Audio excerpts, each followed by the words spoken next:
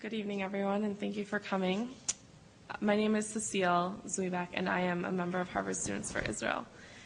On Passover, it is a Jewish tradition that in retelling the Exodus story, we try to feel as if we ourselves have experienced slavery and exodus from Egypt.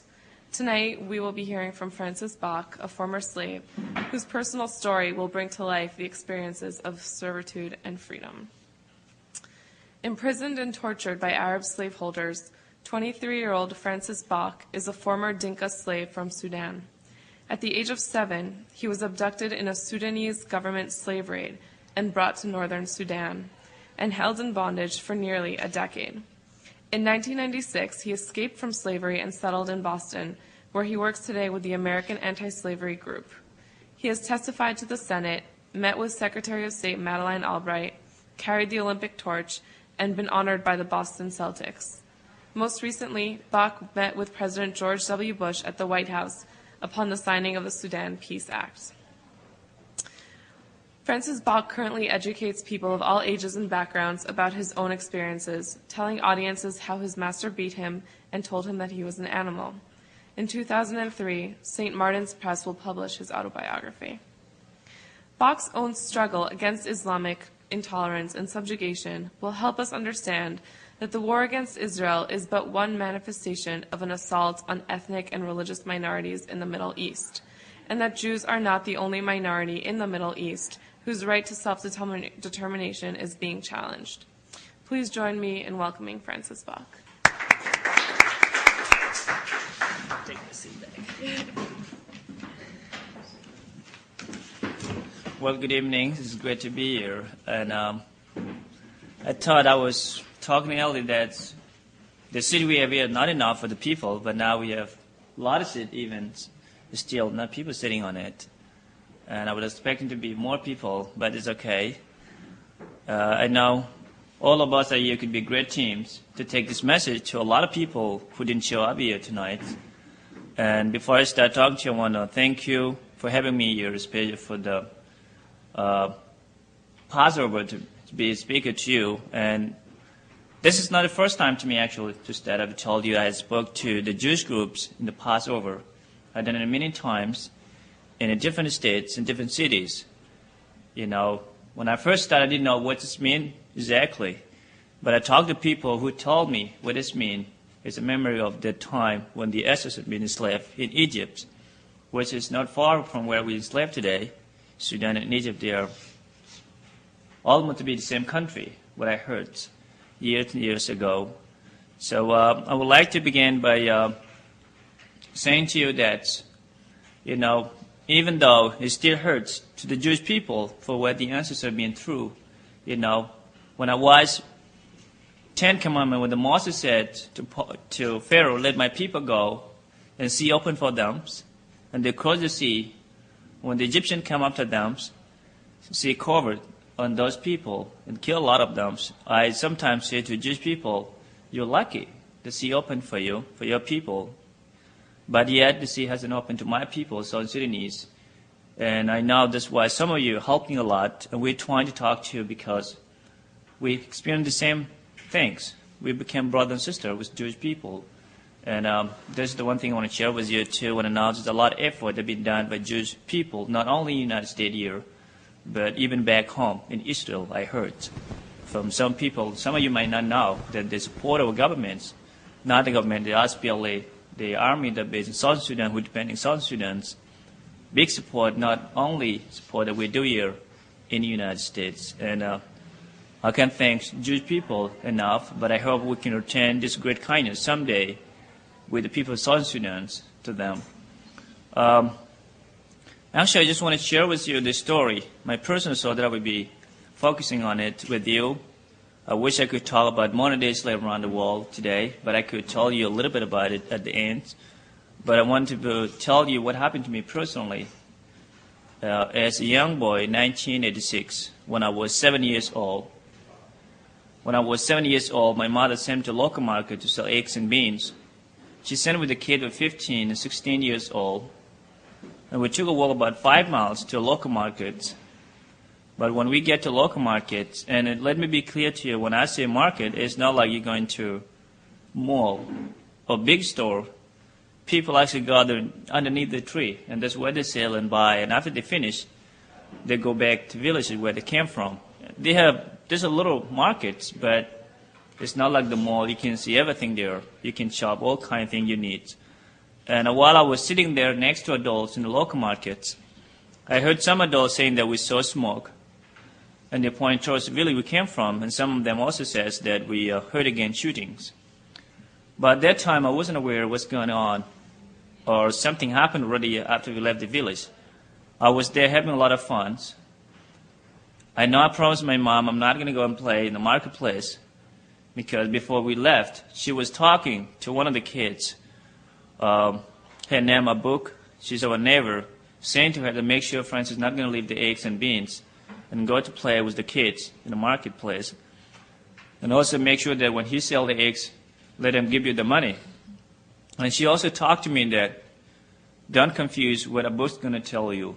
Do the work and make sure that you come back with her. And I said to her, yes, which I didn't know my life going to change in the next few hours while in the marketplace. And actually, while I was sitting there and I heard these people talking, my mind was kind of a little scared. I was scared, but I didn't know really what was going to happen. But my body was kind of shaking because something big can happen in the next 20 minutes. But when I looked behind me again, I seen a lot of horsemen coming towards us, a lot of horsemen and camelsmen, and some other walking with machine guns and just shooting people in the marketplace. I look at the people, they look different. They have different dress. They came towards us with these big animals, and they start shootings, and they speak in different language, which no one of us, I believe, understand, because they speak Arabic, and we all speak different languages. And most people in the marketplace are Dinka. This is the tribe that I am from, the largest tribe in southern Sudan. And when I seen all these people falling down, never get up, and seeing all the people coming, and they start destroying everything on the markets, and they start collecting the kids. And my mind was very confused. I said, what's going on here? I know we all here for the business, and we all here to have fun, some of us like myself, but not to witness all these things that are happening. And it was a very scary moment, actually, when I seen these people. And there's one militiaman standing in front of me with this big horse. When I seen this guy very close to me, I stood up quickly and I tried to run, and he got up on his horse, and he grabbed my hands. I didn't talk. I was very scared, and because he's carrying a gun, and they start collecting the kids, and after they finish, they marched all over to the north, and I witnessed one girl. She's 12 years old. She was screaming all the way, and I could hear her what she's saying on the way. She's saying that she's seen her mother and father being killed in front of her, and one of the militiamen told her to stop crying, and she couldn't stop crying, and the guy just took her out in the group, and he shot her on the head. And this was very scary, more than what I saw already in the marketplace. When I seen that, I actually said to myself, this is not a danger now for the men, or a danger for adults only. This is a danger even for the kids. And I learned to be quiet in that moment when I saw this little girl get hurt. On the way up to the north, we divided up to militiamen, and I was given a guy named Juma Abdullah. When I first came to Juma Abdullah's house, he called the whole family to meet me. And all his 3 children had stick. And they all came towards me, and they started beating me. And they laughed, and they called me a bead, which is mean black slave. That was my welcome. After they beat me, actually Juma showed me where I'm going to be sleeping. He showed me the shelter that close to the animals, cows and horses and camels, goats and sheep. And each morning he sent his children to come to make fun of me and beat me. And I still remember that time, even I don't speak Arabic, his wife used to come and he stand in front of me and speak in Arabic, saying that if my husband would allow me, I would shoot you. She always said, I would rather stay in the animal here than seeing your face in my house. And I didn't know what she's talking about that time until later on when I learned Arabic in a few months. And she came one day saying the same thing. I knew what she exactly means. And I can tell from her action, the way she talked to me, the way she treated me. Because sometimes when Jimmy is not home, she doesn't feed me at all.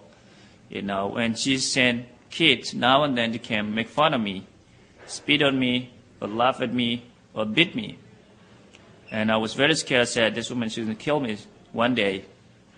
And it was really hard to me, actually, the first time when I arrived there. And they isolate me. The kid is not allowed to come to play with me. They only come to beat me up, And I was very upset about that. I said, what's happening? I came from the family who care about me, and now I'm with the people who don't even ask me what I need to eat, or not even allow me to amuse myself and play with the kids with my age. And I keep crying every day. I never stop crying when I first get there. I cry every day and every night until one day I said to myself, no matter how hard I cry, these people are not going to help me, because in the first day I arrived in their home, they welcomed me by beating me, and they sing a song, a beat. All of them, even men and women, were there. And I actually promised myself that I'm going to escape. I'm not going to be with these people. But that did happen, actually, for long, until when I've been there for a few months. And before I decided to escape, actually, I asked Juma one day a few questions that I learned. And the first day I come, and those questions stuck in my mind. I want to know from him. But at that time, I couldn't able to speak Arabic. And when I'd been there for 7 months, and he came one afternoon to bring me food, Juma himself, I asked him a question, and I said, why you call me Abid, black slave? And why you force me to sleep with animals? And why nobody loved me? When I asked him this question, actually, he didn't say anything. He just walked back, and he brought his stick, and he beat me instead. And he said to me, never ever ask me those questions again. And then 2 days later, he came to me and he said, you know why we call you Abid, black slave? And why we force you to sleep with the animals? Because you are an animal. That's what he told me. And I was very upset when I heard that from him. I didn't respond back to him, I'm not an animal. But I said to myself, I'm not an animal. Because I'm not an animal, I'm a human being. And I know I came from the family who care about me, and who never told me an animal. And from that day, actually, I learned a lot from them. I knew I'm in the wrong place with wrong people. And I promised myself, I don't care how long it's going to take me to escape from this family, but I'm not going to stay with them. And I do my job, where they start training me to take care of the goats. And I take care of the goats until when he see me, I do a good job. He switched my job to take care of the cows. And he has a lot of cows. And I done this work, until I made it finally. And when I first decided to escape, actually I was 14. And when I ran away one afternoon, someone saw me and he brought me back, and he actually beat me up. And he said to me, if you try it again, I'm going to kill you. But in my heart, I didn't give up. I still want to go away. I want to be free, because I would rather die than be slave. I hate the way they treat me, and also the way I saw as a slave would treat badly, because there's many slaves who do the same work that I do, who treat the same way they treat me. And I hate that, actually. And I said to myself, I don't want to be with these people. I stayed 2 nights, and then I escaped again, the second time. But the second one, when he caught me, actually, he beat me and he tied me up, and he said to me, tonight is going to be your last day. That was a big warning, actually, and I was very scared at that time when he was talking to me. He said he wanted to shoot me. But unfortunately, he changed his mind later after he beat me, and he said to me, next time, if you try to escape again, I'm not going to talk to you, I'm just going to shoot you. And I said to him, I'm not going to do it again. And I was very scared, and I stayed 3 more years until when I turned age of 17 years old in 1996. That I finally said, I don't care what's going to happen this time. Because that time I was a grown-up boy. I was 17 years old, and I know I'm strong. I could depend on myself. And I made it finally, which no one saw me. And I went to different town where I got help from the truck driver, loader driver. And this guy helped me to go to the capital city of Sudan, Khartoum. And I stayed in refugees camps where I get help from other refugees from South Sudan who live there. And the guy helped me in the same tribe that I am from, in the local markets, actually in black markets, and to go to Egypt. And I took a boat after Nile to Egypt for almost a week on the Red Sea on the boat. But when I first arrived in Egypt, it was very tough because I don't know anybody lived there, and I was there for a few days in a local church until one day, one of the South Sudanese who'd been there for a few years actually, and he heard about me, and he used to be a leader in my town called Awil in southern Sudan, a long time ago, come and he took me to his house. And he's the same guy that promised me I'm going to take you to United Nations Refugees Office in Cairo, and you can apply for the refugee status. And I stayed with him, and 2 weeks later he took me there. He sent me one of his sons, and I took the form, and he found me someone to fill it out. And I returned back the form, and they called me for interviews. And I get accepted from the UNs, and they asked me to do another interviews, actually 6 months later with INS from here. And I told them story the same way I told last time. And they accepted me, and they told me, you will be going to America. But we don't know when. And I waited until my name came out sometime in August 13 of 1999. And I came to the United States as a refugee. And during all the journey to this country, I'd never actually said to myself, sometime I would share my story with the people, even with the kids from South Sudan who don't know what happened to me exactly, because we all have different stories, even though we've been experiencing the same thing.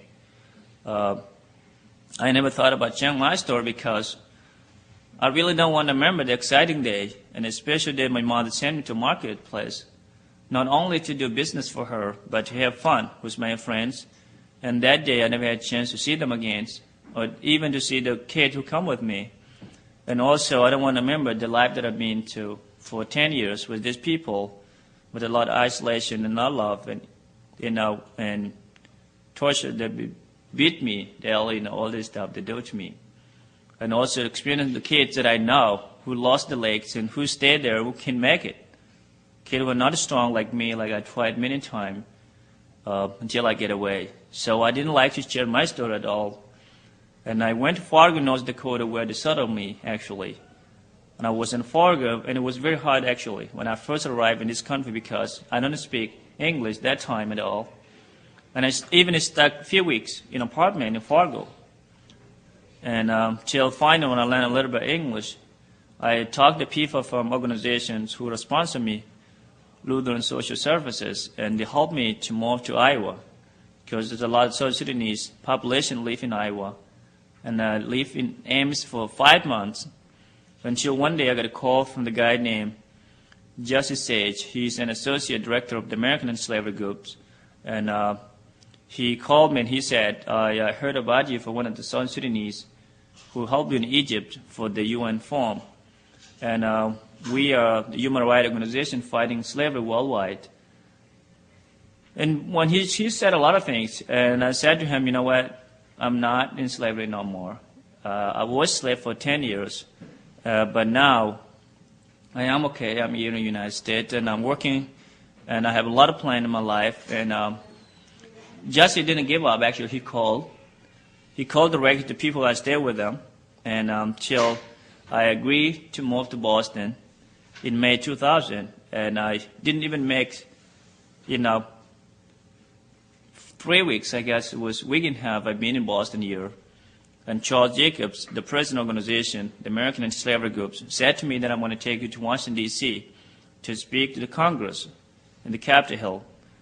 And that time it was funny because I wasn't aware where is Congress even, and where's the Capitol Hill, because I don't even know. And I went with him, and that's my first speech.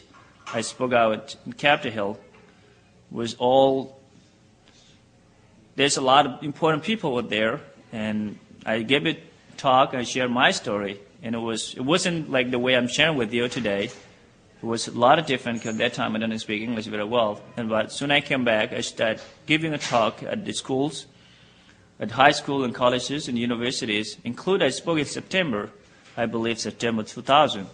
I spoke in government school where I'll be speaking later again tonight in Harvard here, and I done some other places, that I gave a talk and start giving a talk even at Jewish synagogues and Christian churches. and doing national television and radio talk shows. Been traveling all over to share my story. And as you heard earlier from introduction that I testified to the Foreign Relations Committee, and I had the opportunity to meet with Secretary of State Madeleine Albright at that time, and also had another chance to visit White House twice. And finally, I met with the President of the United States, Bush, when he signed Sudan Peace Act. And I thank him actually on that. I thank him when he signed that bill.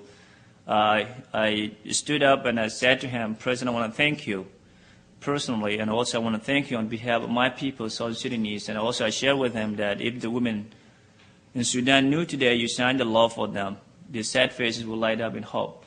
And I encourage him to continue, because this is a strong country with strong people. And if you can imagine, 2 million have already been killed in my country, and 10,000 people have been displaced from their own land. And no one helping us.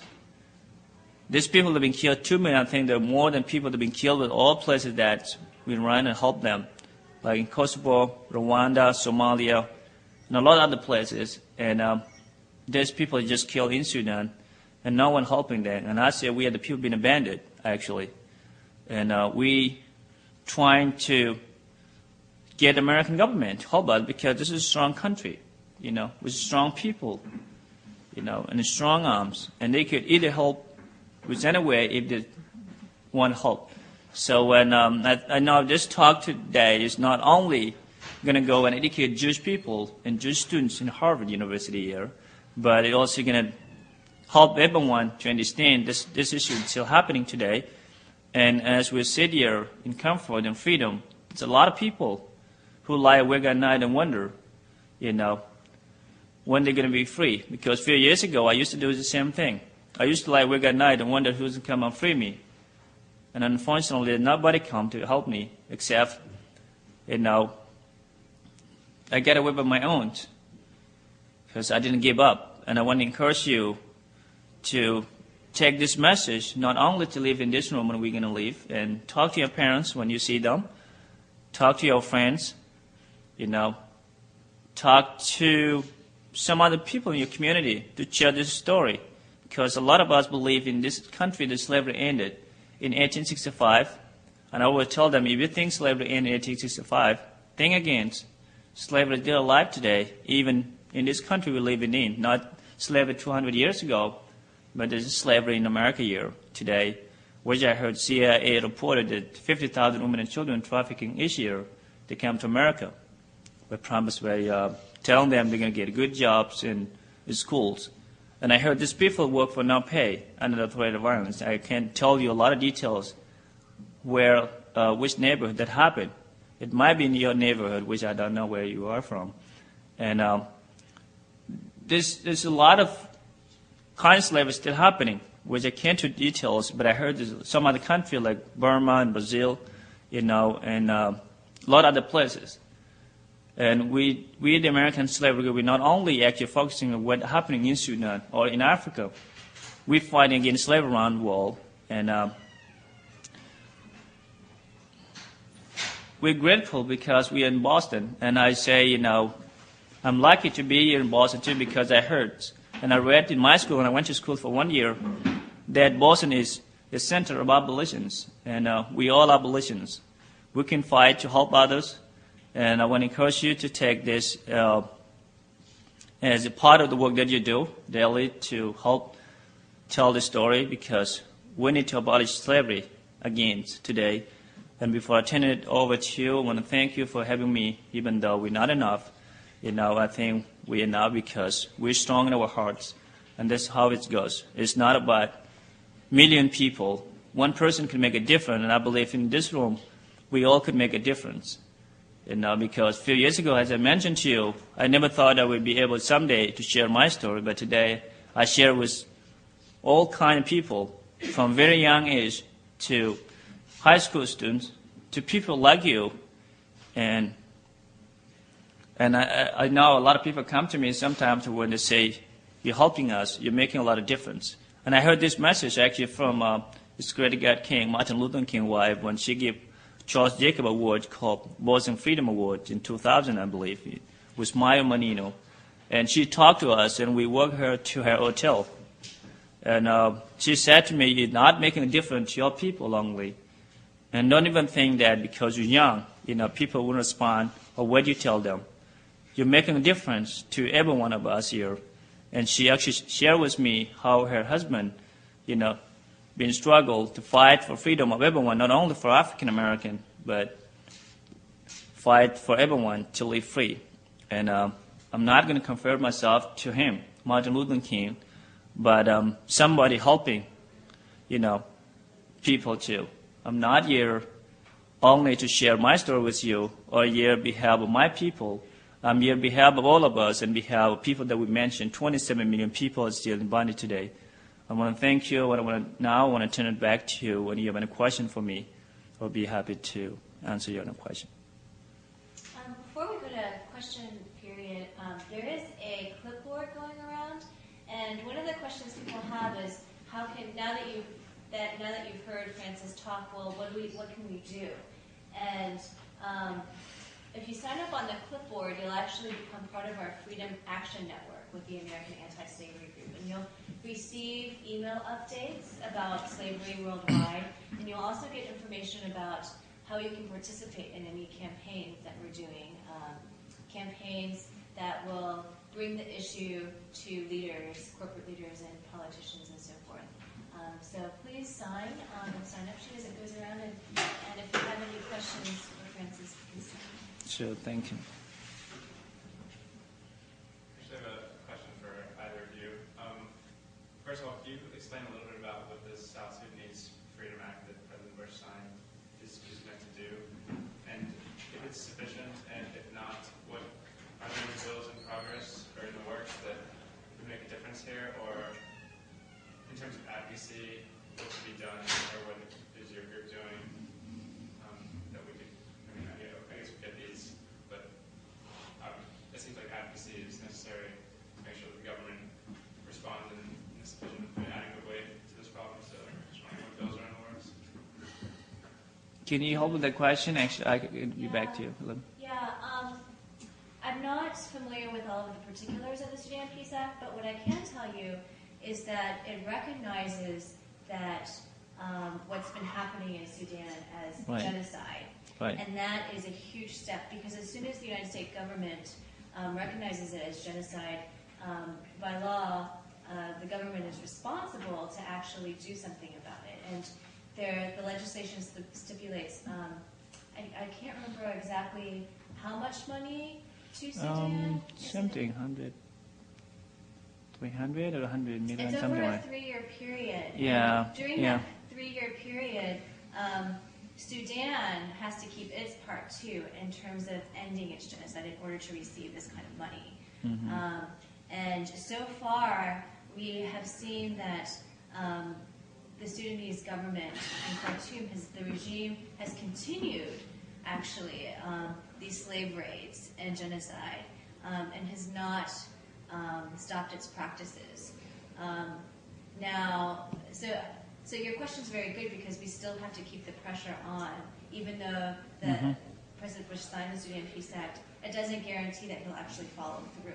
Is the idea behind it sort of like carrot in front of the horse that is the Sudanese government or something, to try to, like, they're gonna curtail their slave rates so that they can get the money that's allocated to Well, actually, yeah, I think it's, if they're working towards peace, then there'll be, actually the money I think goes towards monitoring maybe, and also towards rebuilding the area where there have been slave raids, but I'm not exactly sure.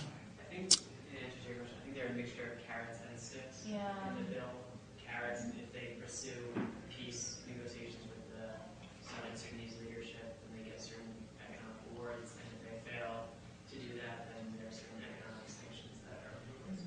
Right. Yeah. My name is Sasha. I'm a grad student here. My question was, you sort of said at the beginning that, or the way this was introduced was a question about sort of patterns of treating minority groups within the wider, Islamic or Arab world is one way you framed it. I'm wondering, what from your experience have you gleaned? I mean, you were treated very badly by, I guess, Arab Berber groups in Sudan. You were treated well by Egyptian groups, by Arabs in Egypt who took you and helped you get to the UN and report. But can I cut you off a little bit from the UN? It's not actually by Arabs in Egypt who helped me for the UNs. UN is, as you know, it's located in any country in the world except in Sudan now. They are not there anymore. I think they're still there. I don't know. And when you came to Egypt, you stayed there by yourself. The Egyptians didn't help you with anything except the UN people when you came immediately, and someone took you there to the office. They know you can't afford to live there if you don't have a job, and it's hard to get a job. So a lot of refugees there. So before the UN accepts you, some local churches help you to stay. They pay for your rent. They give you food, to eat. And when you get accepted from the UN, pay you money monthly that you can pay all your expenses, and then you can follow up with the process, with the UN, whether you get accepted or you get rejected. If you got rejected, then there's some other, places you can go. You can go to Canadian embassy and talk to them. They could help you to go to Canada or Australia or even British. There's a lot of places. So you don't want to correct you that I didn't get help. Yeah. That didn't come. That wasn't. I didn't understand Yeah. that clearly. What then would you generally? I mean, are there things that you've learned about being a minority? I mean, what's like to be a minority living in a majority Arab or Islamic dominated country? Well, a little bit of my experience, what I've been through, and I wish I learned this from school. Like some other people, you can learn the differences. Whether this was something that from a long time ago and just something new. And for me, in my opinion, I believe not everyone, and this is the way I do it. Actually, I've done a lot of people to take my message in a negative way. They're going to promote it to make it,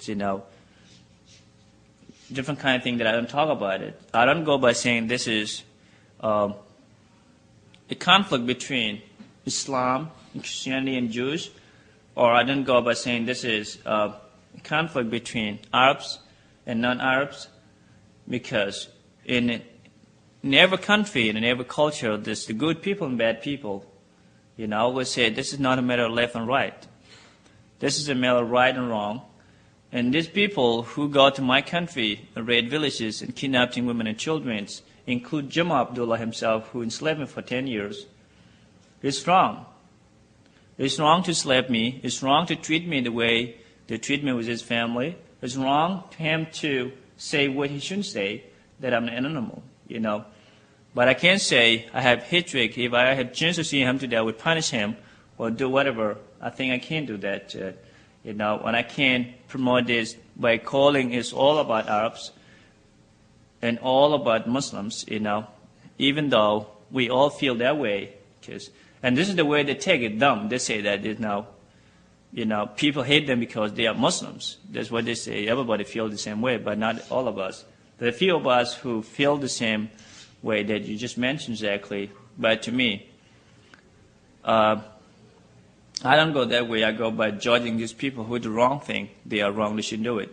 Because there's no reason, to treat somebody else less than you.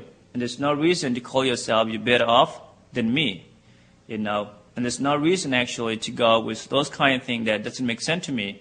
Religion, belief, or skin color. People are all the same,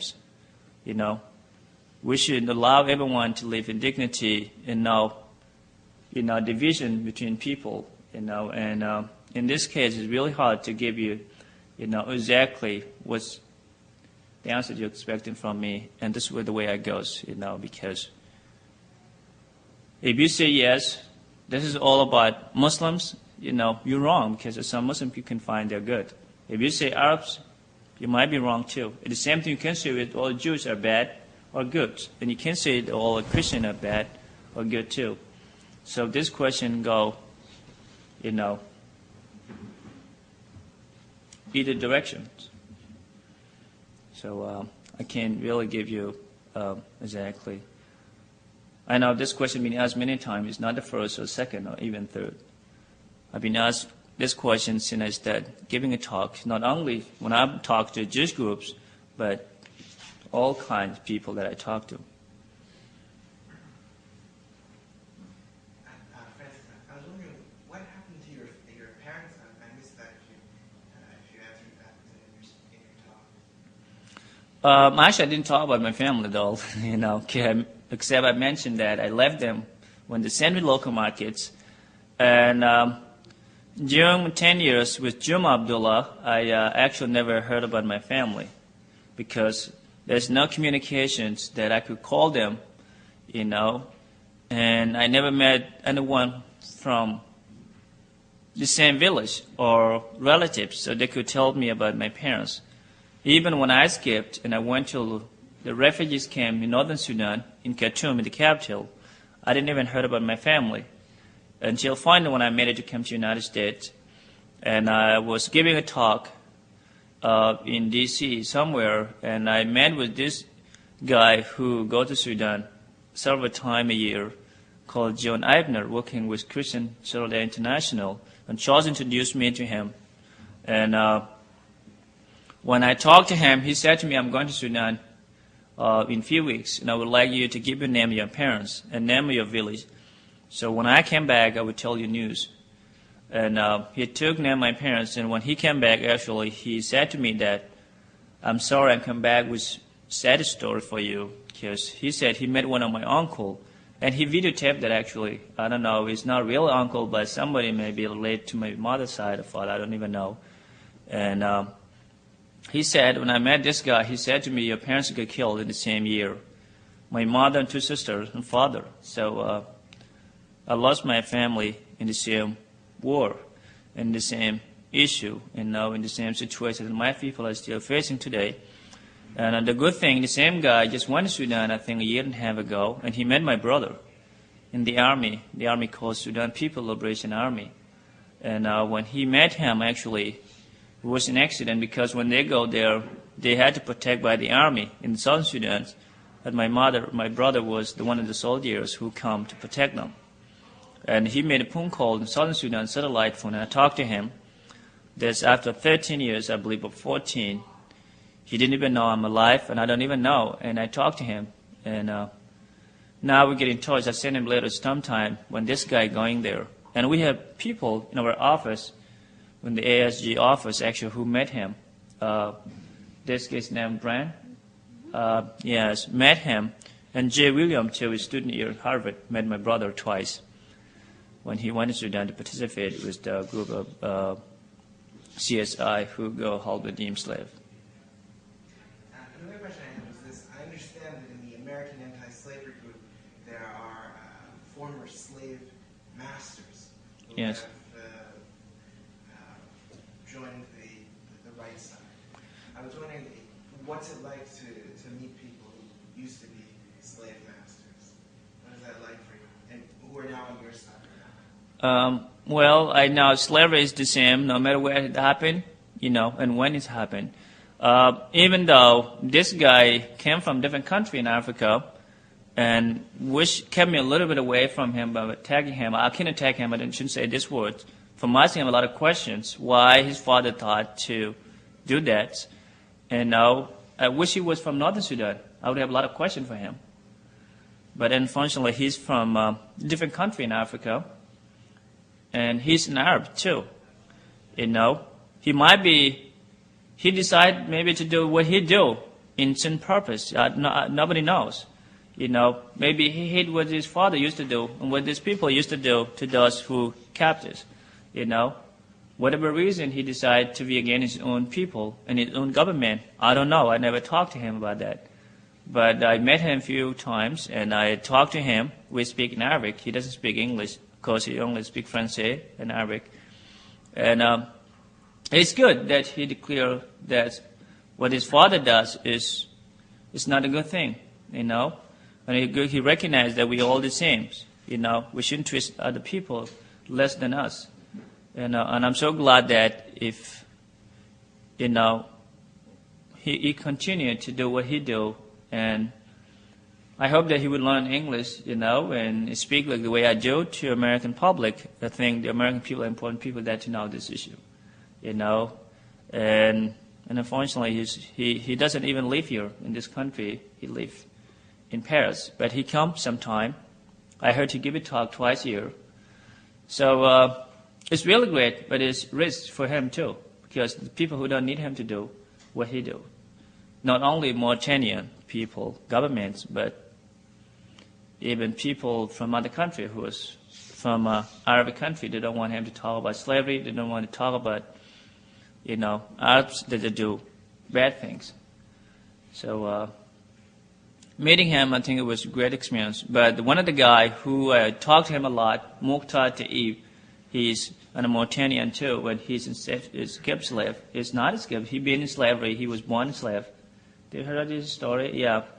When I testified, actually, he testified with me, and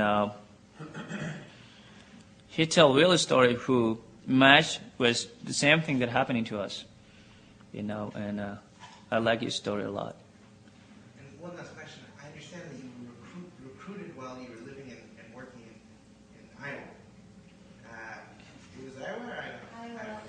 Do you ever wonder what your life would be like, how this whether you'd be an activist or anything like that, if you hadn't been encouraged in that way? I think my life would be straight also, because I was, serious about my life. I was serious about everything, not only, making money and save them or helping others, but I was ready to do everything I wanted to do in my life. That time working 2 jobs, full-time, 16 hours a day. What did you do? I was working in a hotel as I was keeping. It was really interesting, actually, because I stayed all day in few times when I didn't get invited to go to different states. And I always talked to some people. I said, I used to work, because the one time I remember when women knocked on my door in the morning, she wanted to clean up the room. And I said, I used to do the same work you do. She said to me, what do you do today? And I said, now I work with human rights organizations. She said, you're lucky. And I didn't tell her story, and I gave her my card and said, and I written on the back, please go visit this website. And I don't know if she visited. I used to work in Holiday Inn as I was keeping, and also I used to work at the Board Corporation, is the meat company. We used to use a lot of chemicals, actually. And it was hard jobs, but I was making a lot of money, because in one job I used to make $10.50, and another job make $9, and I save all this money because the rent is very cheap in Iowa. I only pay $250 for 1 bedrooms, and I save all this money, and I want to go to school, because that time I never been to school at all. I never even been to school where you go and help prepare you to speak English. I just learned my English, by talking to people at work a little bit, That's it. But I learned to read and write when I moved to Boston here in 2000. So I was ready to do everything that I feel. But I didn't know that I would be able to do the thing that I do today. That's the only thing I don't want to do at all. I don't want to share my story. I don't want everybody to know what happened. I want to be like everybody else. Even though, I don't have education and everything, I want to be just a normal person.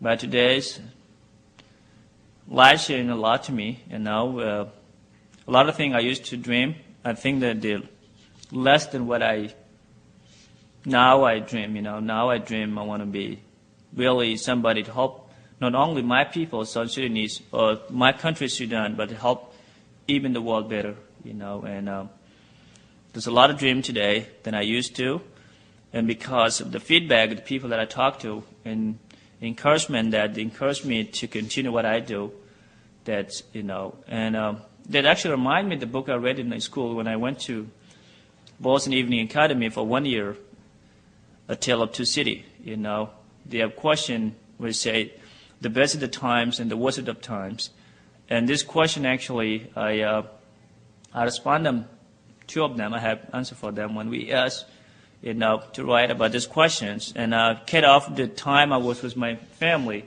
and I started the time I was with Jim Abdullah, the guy who enslaved me. And I said, that's the worst of the times. I was alone, not loved, and nobody cared even about me at all, and all the time that I've been, tortured and feeding really red food, and the best time is the time I came to this country. I have chance to come to the United States and being able to work and decide to do everything my own decision rather than listen to Juma to tell me this is what I have to do. So, and also the work that I do today to help others. So that actually answered the two questions. The best of the time and the worst of the times. Ask a few more questions. You have time. I think maybe one more question. Yeah, I would be happy to take that as one more. Yeah. Back to, if that's okay, to laws or bills that could or are in progress. I'm specifically interested in the United Nations helped you gain refugee status and move to the United States. I'm interested if you know what the United Nations Human Rights Commission is doing on these issues. And I think a lot of times we hear that the United Nations is only as powerful as its member countries. And so obviously it's important that President Bush and the United States take a lead on this. But actually Mary Robinson, who was the head of the United Nations Commission on Human Rights, has spoken here a few times, and it seems like they are, I don't want to say powerless, but what could the United Nations be doing that it's not doing at the moment? And these economic sanctions, if they're effective, which it's hard to say who the sanctions really hurt and whom they help, would you support some kind of military intervention to free slaves, or what's the best way of utilizing the United Nations to solve this problem?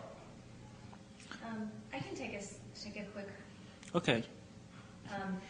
Just this past week, actually, the UN Commission, the UN Human Rights Commission, meeting in Geneva, actually passed a resolution that upgraded Sudan's status from a country 9 to a country 19. And what that means is, as a country 9, Sudan was labeled a problem country, a country with special problems, and they had a UN monitor go, a special rapporteur, and monitor the human rights situation. They upgraded it so that it's no longer considered a country with special problems. And that means that the UN monitor will no longer be going to Sudan. And that's actually, there was no reason for them in terms of the situation in Sudan improving. All the reports from the UN monitor was saying that the same genocide, slave raids are still going on. And the reason why it passed by one vote. The reason why it's passed, I think, is because of the member countries that actually sit on the commission.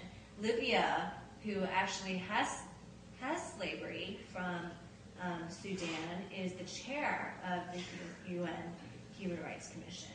And other countries such as Syria and China are also part of this commission. And in fact, Libya Sudan was able to rally a lot of the other African countries to its side, partly because of its oil monies. So that's what's going on at the Human Rights Commission. And there's been a lot of other groups such as Amnesty International and other human rights groups are also just saying, the UN, because it's trying to kind of increase membership, that it's become irrelevant in terms of what it can do. So, it's very sad. Yeah, I think the question is answered. That's exactly this. Well, I get around to do some other things, and you also, I want to thank you very, very much for having me, and especially want to thank you, Martha, for having me, for organizing this. And please take a message and learn more yourself and teach other people, because as I mentioned, each and one of us could make a difference.